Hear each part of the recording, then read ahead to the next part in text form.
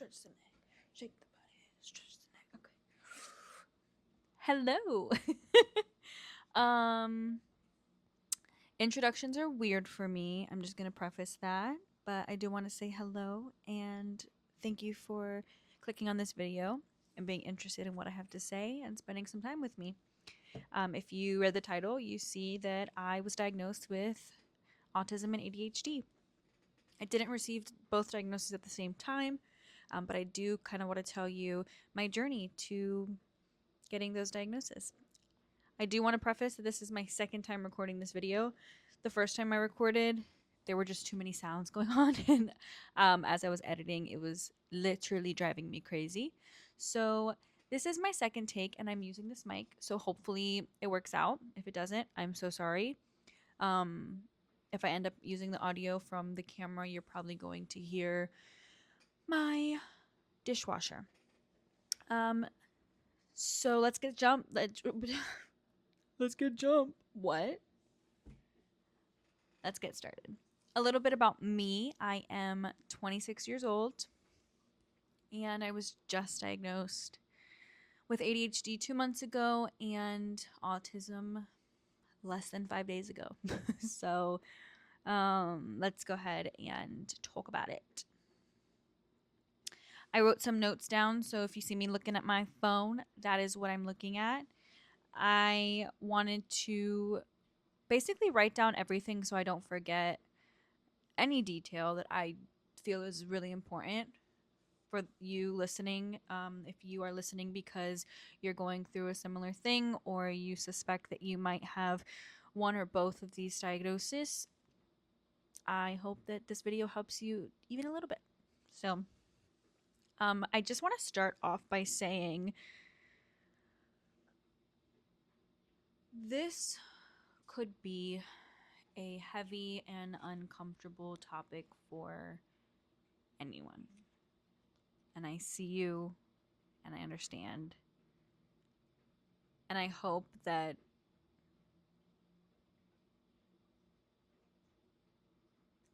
watching this video and listening to what I have to say opens up your heart just a little bit. So when I was 16 years old, 16 or 17 years old, I took it upon myself to try to get therapy. And I did that by going on Google and looking up the nearest office, or I even tried teletherapy at one point. And I was able to chat with another individual. And in that chat, the person was basically asking like very surface level questions and ended up saying that it sounded like I could have BPD.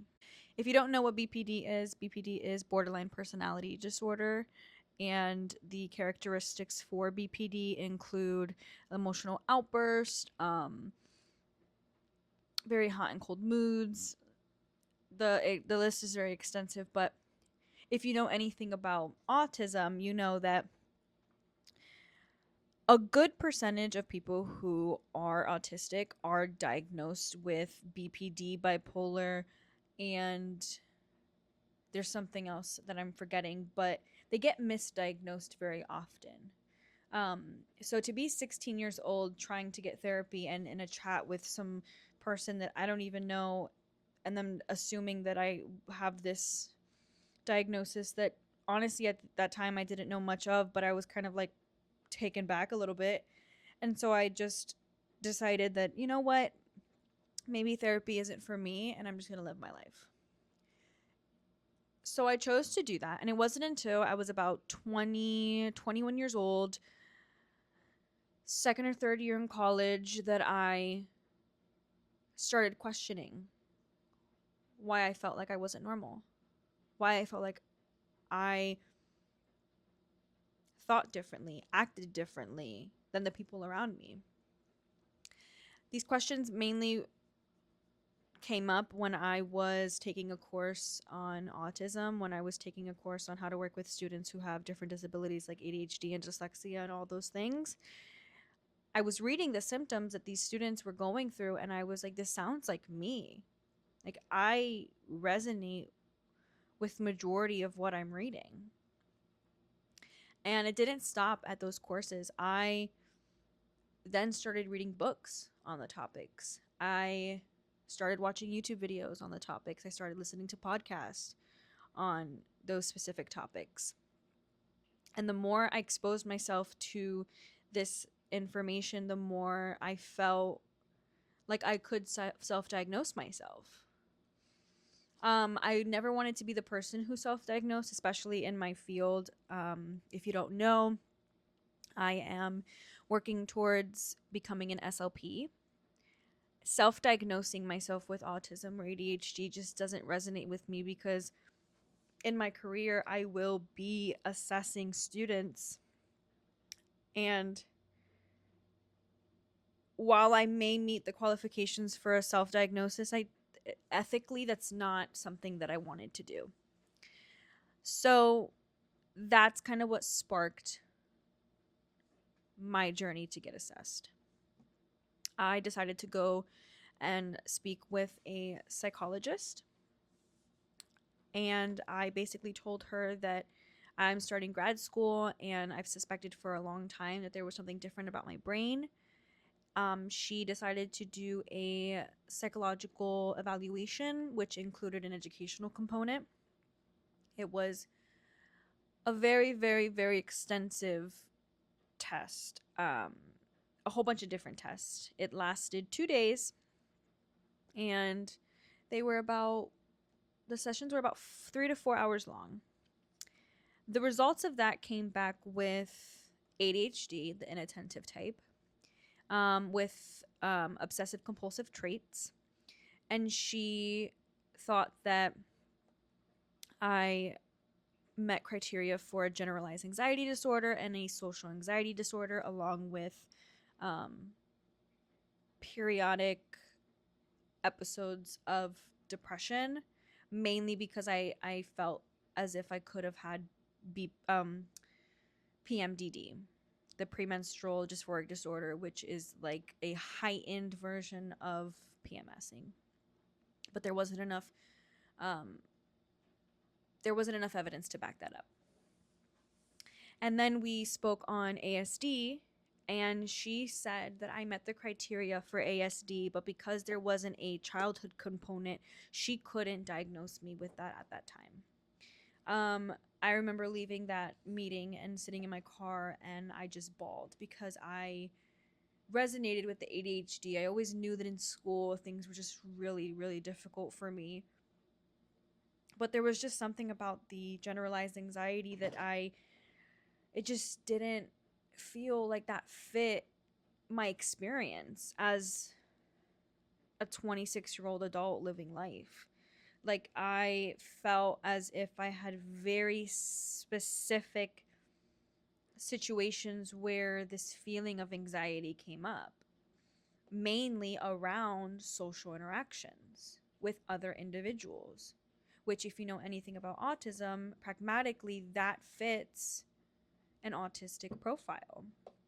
So I was told in that meeting to seek a second opinion, maybe see a psychiatrist, things like that. So I met with a psychiatrist, and in that meeting, I was basically told that I should go on medication. Now, I'm a person who never really liked the idea of medication. I'm 26 years old, and I have been doing fine without it. Now, that day I did decide to get a prescription, just I think it was like a 2-week prescription. I have yet to take it, yet to try it. So that is something that if I do decide one day to do that, maybe I can make a video on my experience with that. But as of right now, I'm deciding not to do the medication. So after that, I was kind of like, okay, so maybe not seeing a psychiatrist, but what if I sought out another psychologist who specialized in ASD evals? In my research, I found Prosper Health. Prosper Health is completely online, and honestly, my experience with Prosper Health was amazing. I submitted all my information, and I got connected with a psychologist, and that psychologist, and I think it's Prosper Health in general, but They asked for information from my mom in regarding my childhood and symptoms in childhood. They asked for information from my partner in regarding my symptoms as an adult. So it's completely unbiased. Their answers are provided, and I have nothing to do with that. And then we went through a series of questions in like 6 different domains. And I had to meet criteria in every single domain. Evidence had to be found in every single domain for me to meet this ASD diagnosis. So it wasn't like they're just handing out diagnosis to anybody or everybody. The evidence was found and proven for me to have an ASD diagnosis. So if there's anything that I hope you take away from this video, it is that if you want to seek a second opinion, if you in your gut know that something does not resonate with you or that something does, go for it. Go for it. And I mainly did this because I am starting grad school and I want my accommodations. I've never had them before, but now being in the field that I work in the environment that I work in, like I can see how much a certain accommodation can impact a student. So that was my main reason for doing this. And honestly, I wanted to be able to give myself the permission to be exactly who I am. And maybe that's just me. Maybe there is someone out there who can resonate with that. But I just wanted to share my story because I know how important it was or how important it would have been for me to hear about it from another person. And I hope I can be that person for you. If you have any questions, if you need any guidance, please do not hesitate to write a comment. I have my personal and my professional Instagram handles in my banner. I have a TikTok account. Yeah, if you have any questions or just kind of want to say, hey, I see you, reach out. Don't hesitate.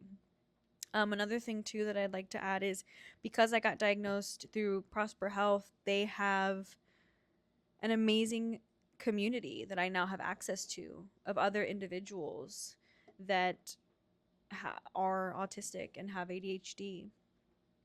And the first day that I entered their, what is it called? It's called a, let me see. I'll tell you right now. Their Discord. There you go. They have a Discord.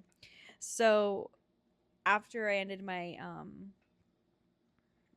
meeting with the psychologist from Prosper Health, I entered this Discord and I basically said, like, I've been diagnosed. And I remember my reaction when I saw someone react to my message, and it was the little hug emoji. And I saw that and I was just like, I know it's just an emoji, but I felt that. I felt that hug, I felt that embrace, and I felt that reassurance. And if I can be a part of this community, I feel like I can allow myself to unmask, allow myself to be myself. I can better help my students, and maybe I can help one of you guys. So before I go, I would like to show you the books that I'm reading that I think are going to help me along in this journey. The first book is this one right here, Unmasking Autism by Devin Price, Discovering the New Faces of Neurodiversity. I'm a little bit more than halfway through, and I have to say I resonate with every single word in that book. Another book is The Myth of Being Normal by Gabor Mate. It's written by him and his son, and they talk about trauma, healing, ADHD, all of those things. But yeah, if you've made it this far, thanks for listening to me. Thanks for spending time with me, and thanks for giving me the space. I hope you can walk away with something. whether that is reassurance, or maybe it sparks some questions that you've been avoiding for some time. I hear you and I see you. And if you liked spending time with me, look forward to my next video. Thanks. Bye.